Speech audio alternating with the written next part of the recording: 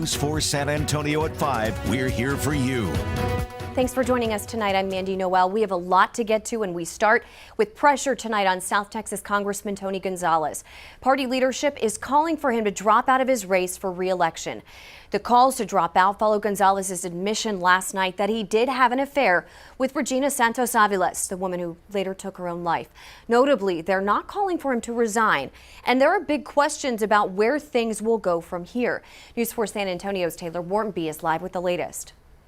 News 4 is pressing for answers on several questions, including the most basic, will Gonzales drop out? We've reached out to the congressman, but he hasn't responded. There's also the question of what discipline he could face from the House Ethics investigation that could likely take some time before we know that. I made a mistake, and I had a lapse in judgment, and there was a lack of faith. And I take full responsibility for those actions. Gonzales, representing Texas's 23rd district, publicly acknowledged an affair with former staffer Regina Santos Aviles during an interview on the Joe Pags show. Santos Aviles later died by suicide. I look forward to the ethics committee starting an investigation. I appreciate the opportunity to be able to provide all the facts and all the details that lead to exactly what occurred in the entire situation. GOP leadership is calling on Congressman Gonzales to withdraw from his re-election bid and directly address the allegations, citing the seriousness of the matter. Professor John Taylor from UT San Antonio Political Science Department says the GOP leadership is asking Gonzales to withdraw, not resign, which is a big difference. Withdrawing from the race means he's just not running in 26. It means he keeps his House seat until January 27th. This is very important to Speaker Johnson and President Trump because we're talking about a razor-thin Republican majority already. But what happens with the Ethics Committee completing their investigation? We definitely suspect that there was at least some form of at least possibly some forms of criminal activity related to the payoffs or the alleged payoffs and the major increases in salary for the staffer. So, yeah, it still needs to go on. Regardless of if Gonzales drops out or not, he would still face the possibility of a civil lawsuit by Santos Aviles' husband and whatever disciplinary action the House Ethics Committee could levy against him. We again reached out to the Congressman Tony Gonzales and have not heard back. Reporting live in Taylor Wartenby, News 4 San Antonio. Thanks, Taylor. And on X today, Gonzalez' challenger in the runoff, Brandon Herrera, thanked Speaker Johnson and House leadership for holding Gonzalez accountable. Texas Republican Congresswoman Monica de la Cruz also took to social media. She calls Gonzalez' actions unacceptable and says he should step down from all leadership roles. Gonzales also made claims, several of them in his interview with Joe Pags, about police reports, the timeline of these allegations, and the political impacts. We spoke with attorneys for Adrian Aviles. Tonight at 6, we'll have reaction to the congressman's admission and the legal action they could pursue. Another major developing story today, leaders in the Republican Party are calling for South Texas Congressman Tony Gonzales to drop out of this year's election. Republican leadership, including House Speaker Mike Johnson, says Gonzales should abandon his re-election effort after he admitted to having an affair with a woman who later took her own life. But they stopped short of saying he should resign. After months of speculation, Congressman Gonzales acknowledged an affair with a staffer in an interview on YouTube with Joe Pags. It came one day after he was sent to a runoff election and a House ethics investigation was announced. We've been requesting an interview about this for months. Gonzales made several claims about police reports, the political timing of the allegations, and more. The News 4 I-Team's Jordan Elder joins us with how attorneys for that staffer's family are responding. We're told that Adrian Aviles now feels a sense of relief that the congressman has acknowledged the affair. It was Adrian's wife, Regina, who has been at the center of all this. She's the staffer involved in the affair who later died by suicide.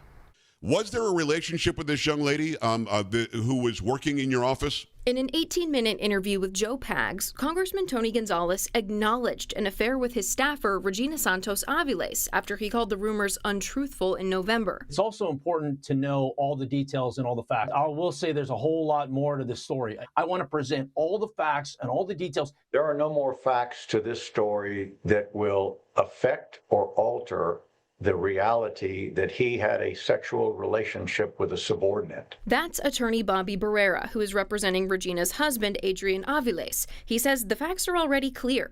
Aviles released messages between Gonzales and his wife, showing the congressman asking for photos and asking sexual questions. But when he was asked directly about the texts, were those real?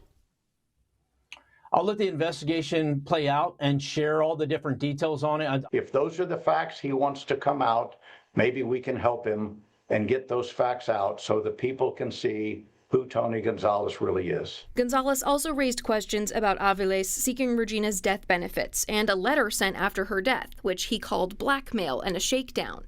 Barrera says that money was recoverable under the Congressional Accountability Act and that Gonzales is deflecting.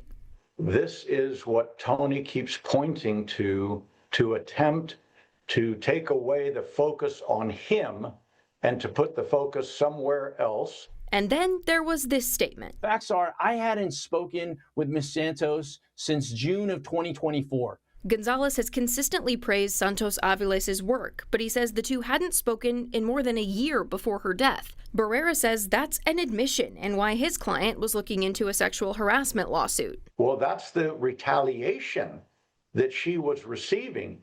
That's the beginning of the end of her career as a result of Tony's sexual relationship with her. Gonzales also pointed to the Uvalde police report about Regina's death, saying no one is talking about it. Gonzales is not mentioned in this report, and it says police found surveillance video showing Regina setting herself on fire. We did bring this to you, and it took us months to get it because the Uvalde Police Department and the Attorney General had been blocking it.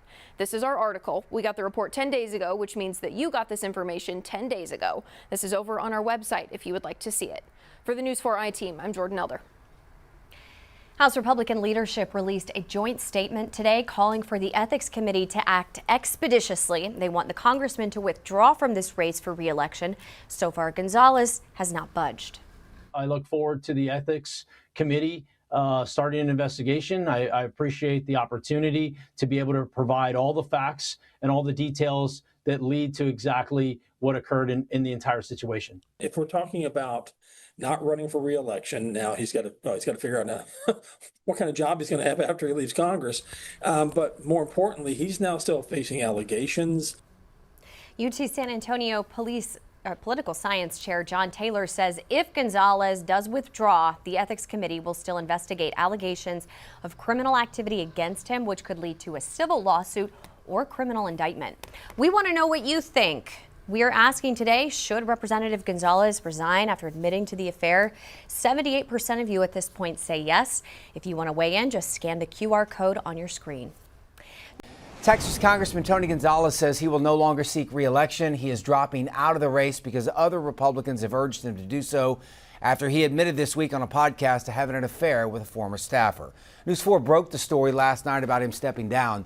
Gonzales says that he will finish out his current term, but he will not be in the runoff with Brandon Herrera in May. This week, the congressman told podcast host Joe Pags that he did have an affair with Regina Santos Aviles.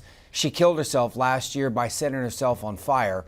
A House Ethics Committee is now investigating if Gonzales was engaged in inappropriate sexual conduct. I look forward to the Ethics Committee starting an investigation. I appreciate the opportunity to be able to provide all the facts and all the details that lead to exactly what occurred in the entire situation. That investigation will continue despite him no longer seeking re-election, and it could lead to a civil lawsuit or a criminal indictment.